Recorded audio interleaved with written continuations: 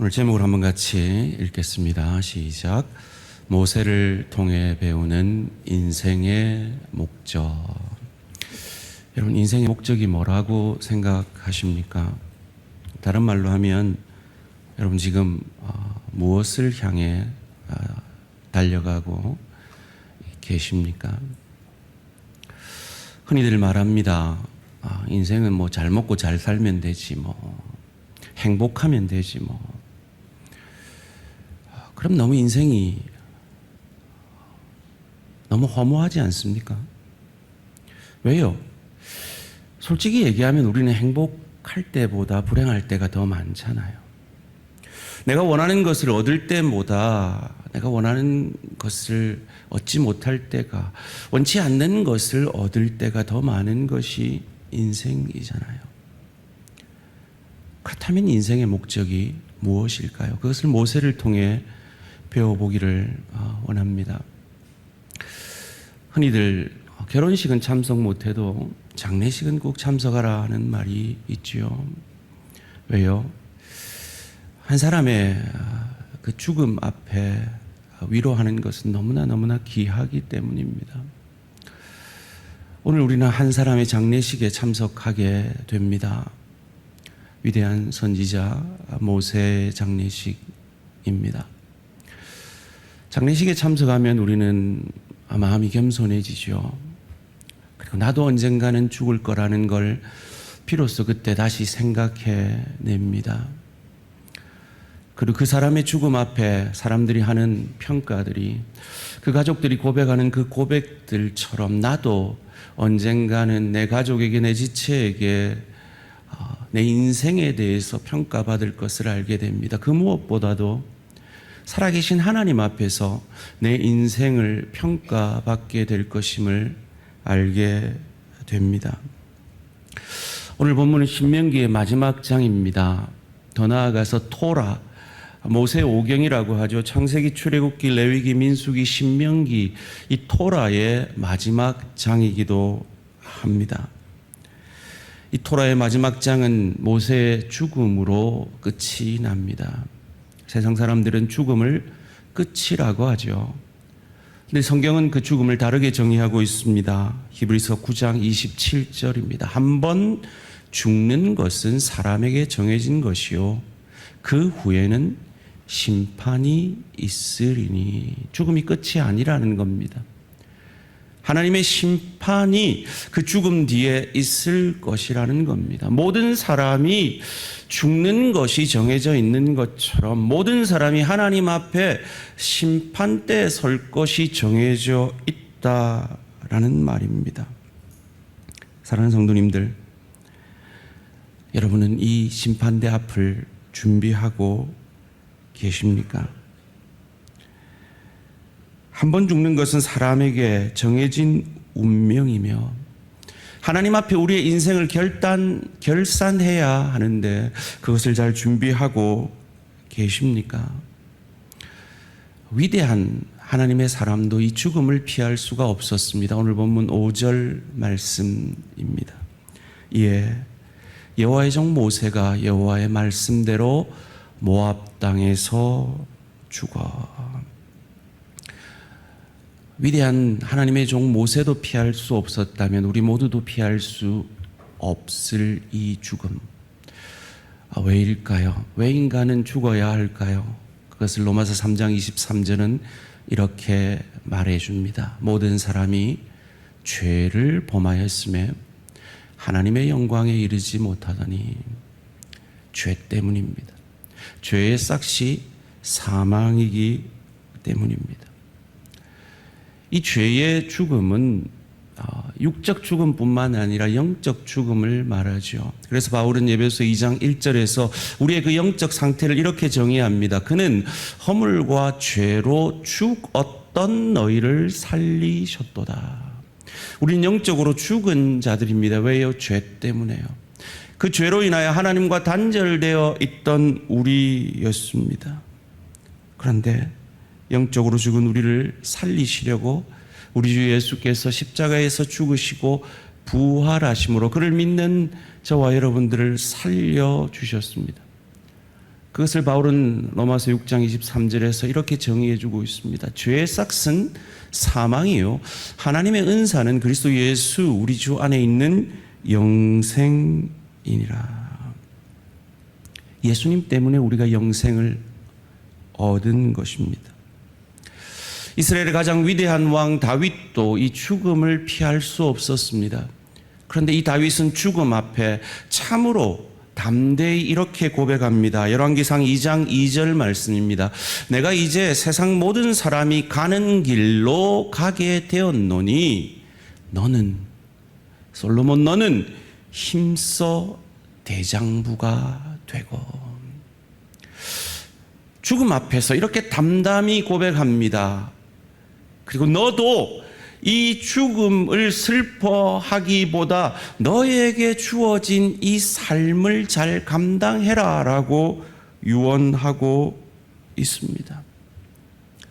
사랑하는 성도님들, 저와 여러분은 이 삶에 대한 책임을 잘 감당하고 계십니까? 이렇게 귀한 모세를 왜 하나님은 가나안 땅 직전에 두고 들어가지 못하게 하셨을까요? 첫 번째 이유는 저희가 잘 알죠. 바로 무리바에서 하나님의 영광을 그가 드러내지 않았기 때문입니다. 무슨 사건이었죠? 민수기 20장 8절 말씀입니다. 지팡이를 가지고 내 형 아론과 함께 회중을 모으고 그들의 목전에서 너희는 반석에게 명령하여 물을 내라 하라. 내가 그 반석이 물을 내게 하여 회중과 그들의 짐승에게 마시게 할지니라. 하나님은 이 무리바에서 이 모세에게 명령하라라고 명하셨습니다. 그런데 이 명을 받은 모세가 자기 감정을 주체하지 못해서 어떻게 합니까? 11절 말씀입니다. 모세가 그의 손을 들어 그의 지팡이로 반석을 2번 치니 물이 많이 솟아나오므로 회중과 그들의 짐승이 마시니라. 하나님의 영광을 드러내지 못했기에 그는 가나안 땅에 들어가지 못한 것이죠. 여러분, 예수님이 십자가에서 이렇게 그를 조롱하는 사람들과 감정적으로 다투었다면 어땠을까요? 우리 모두는 그 하나님의 구원을 받지 못했을 것입니다. 그런데 사실은 이 모세가 전혀 이해가 되지 않는 건 아니에요. 이 사건이 있었을 때 모세의 상황이 어땠냐면 그가 믿고 의지했던 어머니 같았던 미리암이 죽은 직후였습니다. 그의 누이의 죽음 앞에서 그는 마음이 많이 상해 있었을 것입니다. 그래서 이렇게 반응했을지도 모릅니다. 그래서 단순하게 이 실수만이 아니라 하나님께서 더 깊은 뜻이 계셨을 것이다 라고 신학자들은 영해를 합니다. 그것을 소개해 드리기를 원하는데요. 두 번째로, 모세는 율법 자체를 상징하는 사람이죠. 그래서 이 사건을 통해서 모세가 가나안 땅에 들어가지 못하는 사건을 통해서 율법으로는 결코 구원을 상징하는 이 천국을 상징하는 가나안에 들어가지 못한다라는 것을 알려주시려 하셨다라는 것입니다. 제 해석이 아니고요. 그 유명한 신학자 이언 토마스라는 분이 쓰신 책 그리스도 구원의 능력이라는 책에서 이렇게 영해를 하고 있습니다. 참 일리 있는 해석이라 여러분에게 소개해 드립니다. 왜요? 성경과 맥이 다 있기 때문이죠. 갈라디아서 3장 24절이 이렇게 말합니다. 이같이 율법이 우리를 그리스도께로 인도하는 초등교사가 되어 우리로 하여금 믿음으로 말미암아 의롭다 함을 얻게 하려 함이라. 가나안은 천국은 오직 믿음으로만 들어가는 곳이다 라는 것을 우리에게 보여준 것이죠. 그래서 세 번째 해석이 등장합니다. 이면적으로는 영예로 말하면 한 사람이 그 가나안 땅에 들어가는 것을 멈춤으로 해서 자기를 부인함으로 해서 자기를 죽임으로 해서 자기 승치, 자기 바람을 내려놓음으로 해서 하나님의 뜻 앞에 순종함으로 다른 모든 백성들이 약속의 땅에 들어가게 되어지는 이 모습을 통해 바로 모세는 율법을 넘어 예수 그리스도를, 우리의 구원자 되신 예수 그리스도를 예표해 주고 있는 것입니다. 더 다른 해석으로는 모세가 가나안 땅에 들어갔으면 아마 하나님이 아니라 모세가 하나님이 되었을 것이다라는 해석도 있지요. 그래서 그의 무덤을 하나님은 숨기십니다. 왜냐하면 그곳이 숭배지가, 성지가 되어질 것이 너무나 뻔했기 때문이죠. 오늘 본문 6절 말씀입니다. 벳볼 맞은편 모압 땅에 있는 골짜기에 장사되었고 오늘까지 그가 묻힌 곳을 아는 자가 없느니라. 그렇다면 가나안 땅에 들어가지 못한 모세는 실패한 것일까요? 아닙니다. 오늘 본문 8절 말씀입니다. 이스라엘 자손이 모압 평지에서 모세를 위하여 애곡하는 기간이 끝나도록 모세를 위하여 30일을 애곡하니라. 이건 하나님이 모세를 위로하시는 거죠.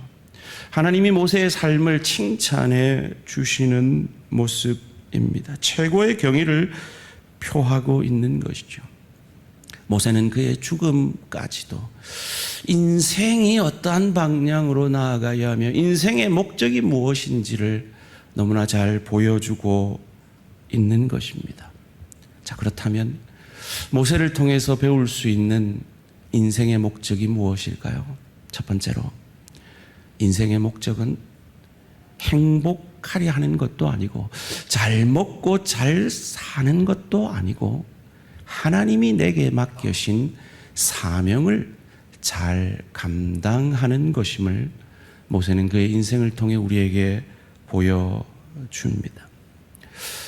모세의 사명이 무엇이었습니까? 이스라엘 백성들을 출애굽하게 하는 것이었습니다. 그리고 그들을 가나안 땅으로 인도하여 드리는 것이었습니다. 그리고 그는 그 사명을 잘 감당해냅니다. 오늘 보면 1절, 4절 말씀입니다. 모세가 모압 평지에서 느보산에 올라가 여리고 맞은편 비스가 산 꼭대기에 이르매 여호와께서 길르앗 온 땅을 단까지 보이시고 여호와께서 그에게 이르시되 이는 내가 아브라함과 이삭과 야곱에게 맹세하여 그의 후손에게 주리라 한 땅이라 내가 내 눈으로 보게 하였거니와 너는 그리로 건너가지 못하리라 하시매.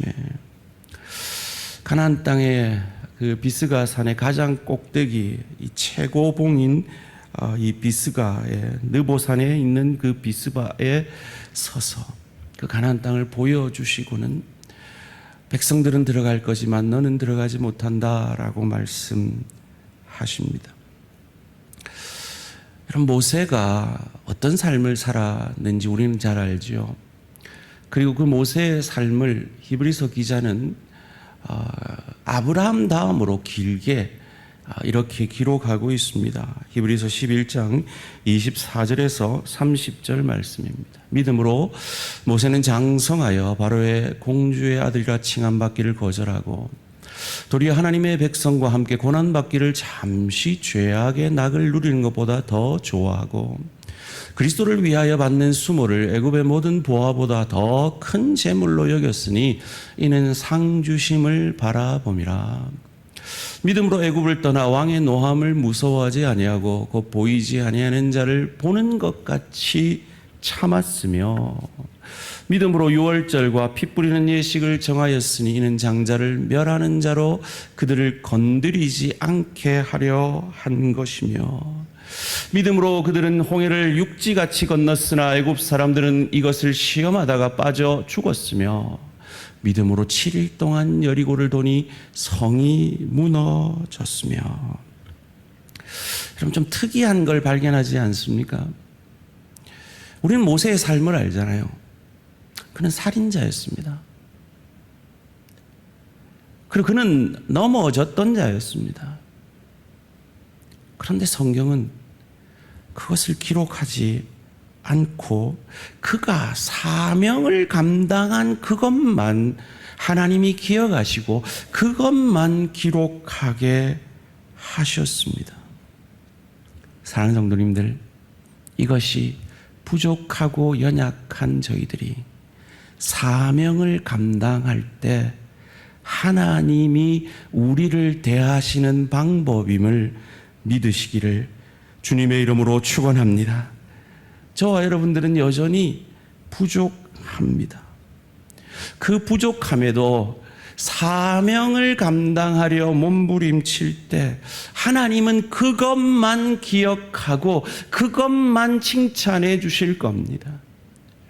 사명을 감당하면서 넘어지고 쓰러지고 범죄한 그것을 기억하는 것이 아니라 그 모든 범죄함과 그 모든 부족은 우리 주 예수 그리스도의 십자가 보혈로 과거, 현재, 미래의 모든 죄를 사함받아 기억하지 아니하시고 저와 여러분이 그 은혜에 감사하여서 하나님이 내게 맡기신 그 사명을 감당한 것만 기억해 주시는 하나님인 것을 믿으시기를 주님의 이름으로 축원합니다. 그러니까 아이고 목사님 나 못해요 하지 마시고 사명 감당하라 하실 때 잘 감당하시고 못해도 돼요. 넘어져도 돼요. 쓰러져도 돼요. 하나님 그거 기억 안 하세요? 내가 충성스럽게 사명 감당을 했던 그것만 기억하시는 것을 믿으시기를 주님의 이름으로 축원합니다. 나에게뿐만 아니라 내 지체에게도 그렇습니다. 그러니까 우리도 서로의 지체들에게 그러하여야 할 줄 믿습니다. 특별히 저는 이제 이번에 장로님들을 세우게 됩니다. 네 분의 후보들을 볼 때 이 사람은 이게 부족하고 이 사람은 저게 부족하고 할 수도 있지요. 그런데 하나님은 그분들이 하나님의 앞에 아름답고 귀한 것 보시고 세우시려 하시는 것입니다.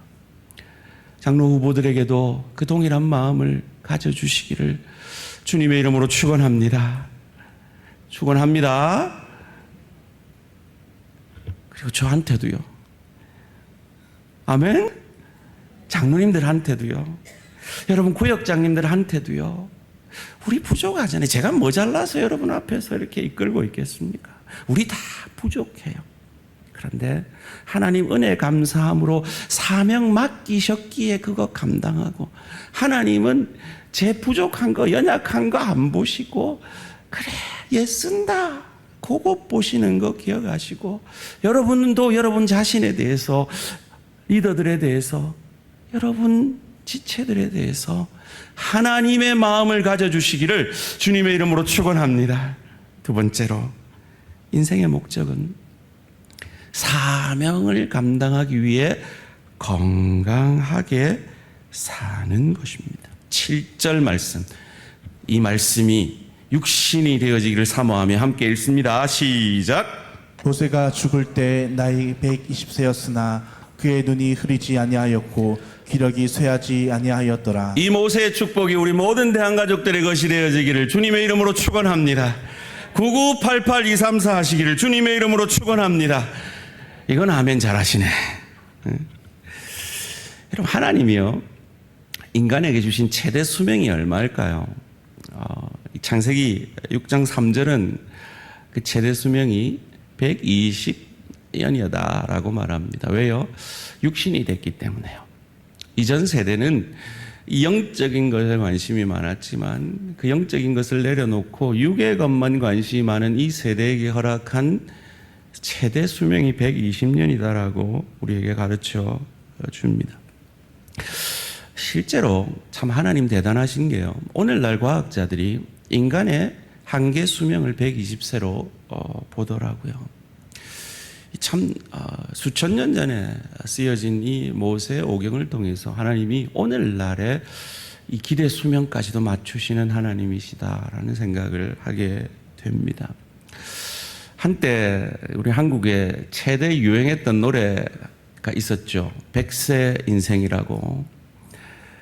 60세 날 부르러 오거든 뭐 때문에 오지 말라고요? 저 세상에서 날 데리러 오거든 아직은 젊어서 못 간다고 전해라. 70세 날 데리러 오거든 할 일이 아직 남아 못 간다고 전해라. 80세 오거든 아직 쓸만해서 못 간다고 전해라.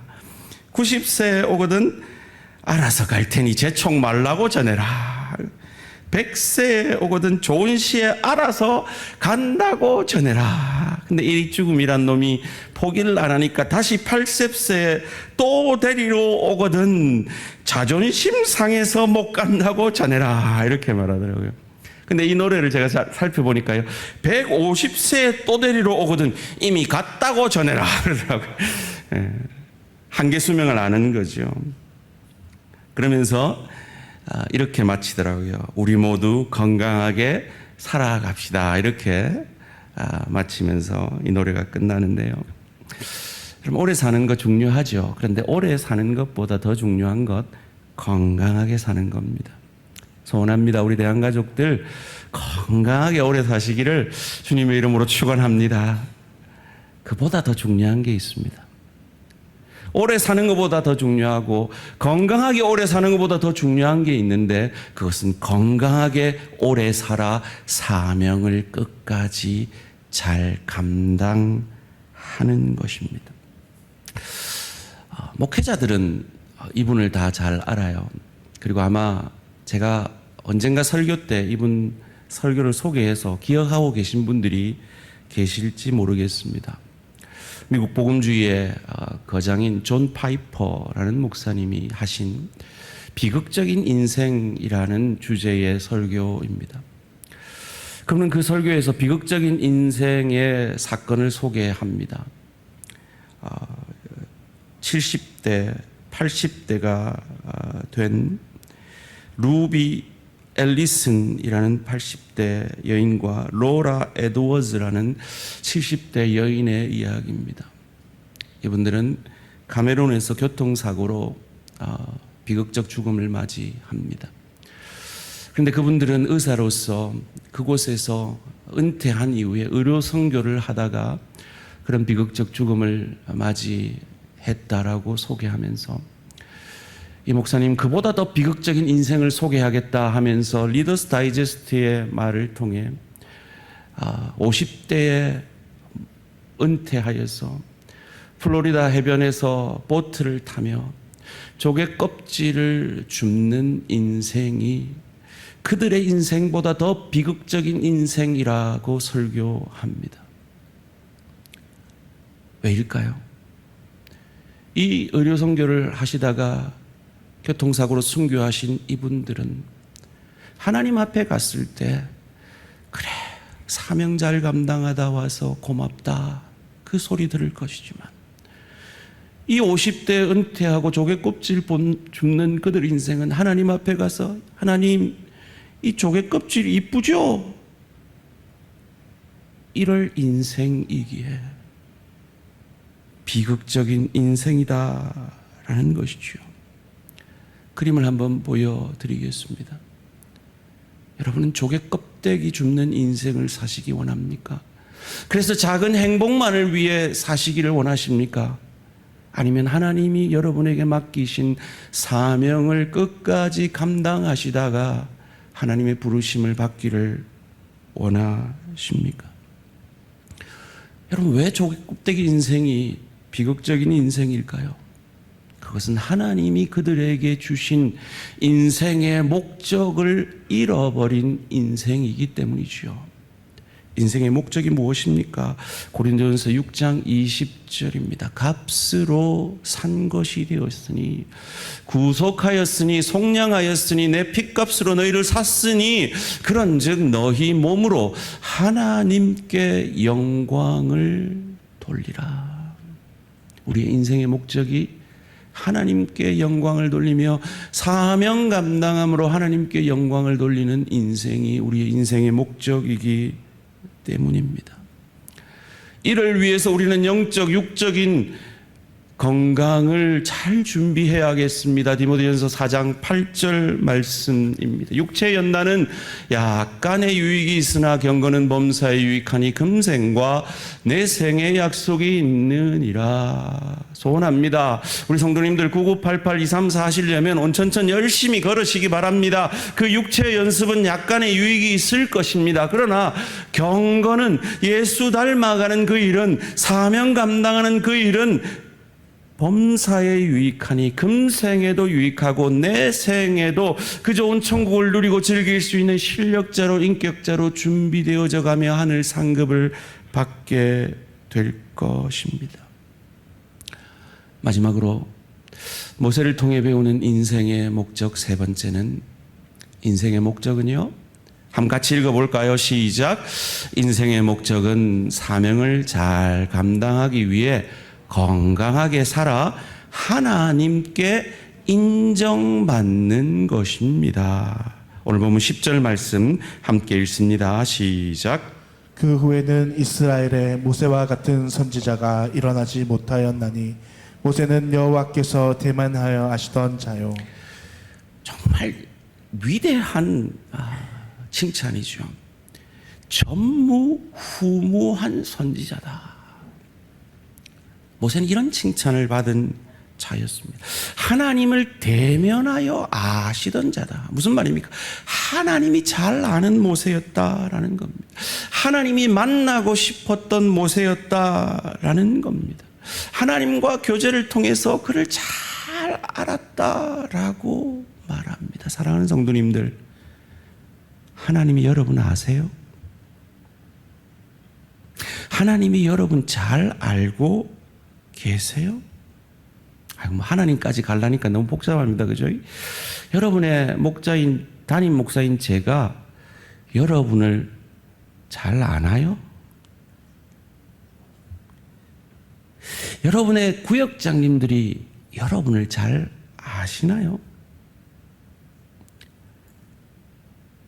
마태복음 7장 22절, 23절 말씀입니다. 그날에 많은 사람이 나더러 이르되 주여 주여 우리가 주의 이름으로 선지자 노릇하며 주의 이름으로 귀신을 쫓아내며 주의 이름으로 많은 권능을 행하지 아니하였나이까 하리니 그때 내가 그들에게 밝히 말하되 내가 너희를 도무지 알지 못하니 불법을 행하는 자들아 내게서 떠나가라 하리라.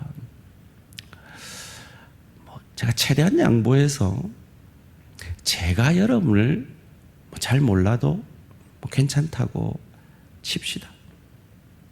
근데 하나님이 여러분을 모르시면 큰일 납니다. 큰일 납니다. 근데 하나님이 여러분을 아시려면 어떻게 해야 되느냐? 모세처럼 사명을 감당하시면 됩니다. 죄송한 말씀을 좀 드릴게요. 제가 저희 교회 와서 제일 먼저 이름을 외운 분들이 누군지 아십니까? 구역장님들입니다. 중직자님들입니다. 왜요? 그들이 앞서 사명을 감당하는 분들이기 때문입니다. 특별히 제가 우리 권사님들 이름은 정말 그 요람 보고 달달달달 외웠는데요. 끝까지 안 외워지는 한 분이 계셨어요. 그분이 누구시냐 하면 손녀 돌보느라 이 사명을 잠시 내려놓고 지금은 사명 잘 감당하고 계신데요. 잠시 내려놓고 계셨던 분이에요. 그걸 보면 알 수 있죠. 하나님이 누구를 아신다고요? 사명 잘 감당하는 자들입니다. 죄송한 말이지만 제가 아직도요, 우리 성도님들 얼굴 보면 바로 이름이 안 떠오르시는 분들이 계십니다. 그분들이 누군지 아세요?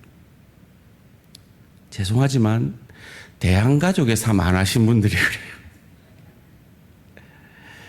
신방 안 받으신 분들이 그래요. 근데 대한가족의 삶 안 하고 신방도 안 받았는데 기억나는 분들은 누구실까요? 사명 감당하는 분들입니다. 여러분, 모세가 하나님하고 친해가지고 하나님이 모세를 잘 알아서 어떤 축복을 받았을까요?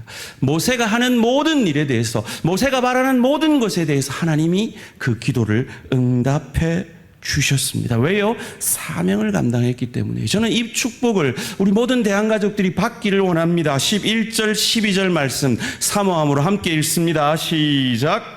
여호와께서 그를 애굽 땅에 보내사 바로와 그의 모든 신하와 그의 온 땅의 모든 이적과 기사와 모든 큰 능력과 위엄을 행하게 하심에 온 이스라엘의 목전에서 그것을 행한 자이더라. 하나님이 모세가 원하면 다 들어주셨어요. 왜요? 그는 사명을 감당하는 자였기 때문입니다. 그래서 120세가 되었는데도 건강했어요. 하나님이 인정을 해주셨어요. 소원합니다. 이 모세가 받았던 이 축복을 저와 우리 모든 성도님들도 받아 누리시기를 주님의 이름으로 축원합니다. 그런데 우리는요, 우리가 그거 받는 걸로 끝나면 안 돼요.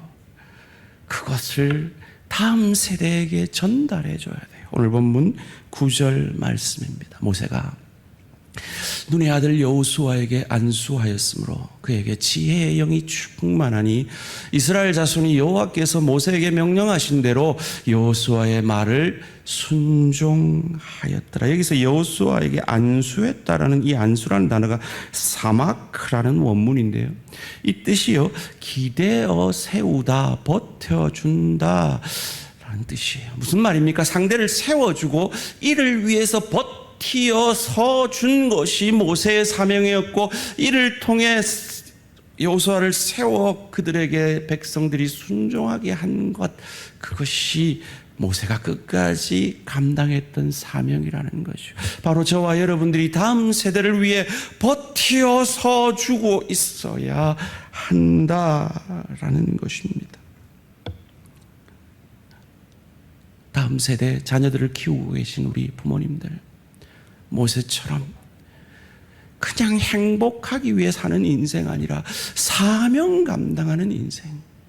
그래서 그것을 위해서 하나님의 건강의 축복, 필요한 모든 것을 공급받는 인생. 그래서 하나님의 칭찬받는 우리 대항의 모든 부모님들 되시기를 주님의 이름으로 축원합니다. 그런데 그게 쉽나요? 우리 부모님들이 자녀들에게 말씀 가르치고 자녀들을 위해 기도해 주는 건 뭐 어릴 때는 좀 쉬울지 모르겠어요. 머리 굵어지면 사실은 쉬운 게 아니죠. 제가 우리 중고등부 수련회 방문을 하러 가면서 이제 박신덕 장로님하고 이렇게 대화를 나누었는데, 우리 원로우 장로님이 평생 잊혀지지 않는 한 장면이 있다라고 간증을 하시더라고요. 그게 뭐냐 했더니 4살 때 5살 때쯤 어머니가 자기 장남인 자기 머리맡에서 자기를 위해 기도해 주시는 그 장면이래요. 그런데 가만히 들어보면 그 어머니가 뭐라고 기도하는지 이렇게 들어보면 이렇게 기도하시더래요. 하늘에 계신 우리 아버지 이름이 거룩히 여김을 받으시오며 전능하사 천지를 만드신 하나님 아버지를 믿사오며 이렇게 기도하시더래요. 이건 우리 모두 할 수 있지 않나요? 그래서 평생 잊혀지지 않는 그 신앙의 기억은 우리 모두 심어줄 수 있지 않나요? 저도 그 간증을 들으니까 추억이 생각이 나더라고요. 좀 제가 또 부끄러운 고백을 하나 할게요. 제가요, 이 오줌을 늦게 가렸어요. 그래 우리 교회 소문이 다 났어요. 이 오줌 싸개라고. 그래서 제가 저녁에는 절대 수박을 못 먹게 하고 이랬는데도 막 그랬어요. 그래가지고 저를 위해서 솜 매트레스를 이렇게 꾸며주신 권사님, 우리 교회 왕초 권사님이 한 분 계셨어요. 그 권사님이 기도하는 걸 제가 지금도 기억합니다. 왜냐하면 제가 자다가 탁 깨보면 새벽 기도 가서 엄마가 없으면 막 울면서, 그때 사택이 옆에 있었거든요. 막 울면서 쫓아와가지고 새벽 기도 하러 와가지고 엄마 무릎팍에 앉아서 이렇게 잤던 기억이 있어요. 그때 그 권사님이 끝까지 남아서 기도하셨는데요.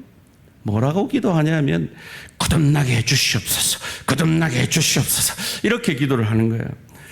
그래서 제가 철이 들어서 그분 기도를 따라하면서 어머니 옆에서 새벽 기도하면서 거듭나게 해주시옵소서, 거듭나게 해주시옵소서 이렇게 기도하니까 어머니가 저보고 성곤아 너 예수 믿어? 예, 나는 예수님 주님으로 믿어요. 그럼 너 거듭난 거야. 이렇게 가르쳐 주시더라고요. 평생 잊혀지지 않는 어머니와의 추억이에요. 사랑하는 성도님들, 우리 그 정도는 할 수 있지 않나요? 아마 그 권사님은 성령 충만하게 해주십시오를 그렇게 표현하셨던 것 같아요. 저희는 모두 모세처럼 하나님을 만나게 될 것이고 하나님 앞에 서게 될 것입니다. 고린도전서 13장 12절 말씀입니다. 우리가 지금은 거울로 보는 것 같이 힘이 하나 그때에는 얼굴과 얼굴을 대하여 볼 것이요 지금은 내가 부분적으로 아나 그때는 주께서 나를 아신 것 같이 내가 온전히 알리라. 우리가 다 모세처럼 될 것이라는 것입니다. 그러기에 그날을 준비해야 할 것입니다. 제가 설교 서두에 히브리서 9장 27절을 소개했죠. 한 번 죽는 것은 사람에게 정하신 것이요 이후에는 심판이 있으리니. 그런데 우리는 그 심판 앞에 두렵지 않습니다. 왜요? 이어지는 28절이 이것을 약속하고 있기 때문입니다. 이와 같이 그리스도도 많은 사람의 죄를 담당하시려고 단번에 들이신 바 되셨고 구원에 이르게 하기 위하여 죄와 상관없이 자기를 바라는 자들에게 두 번째 나타나시리라. 우리는 부족해요. 우리는 연약해요. 사명 감당한다고 했지만 부족했어요. 연약했어요. 그런데 하나님 앞에 섰을 때 두 번째 우리에게 나타나셔서 그 부족은 내가 다 감당했습니다. 성곤아, 고맙다. 내 사명 잘 감당하다가 와줘서 너무 고맙다. 이 고백을 우리 모든 성도님들도 듣게 되시기를 주님의 이름으로 축원합니다.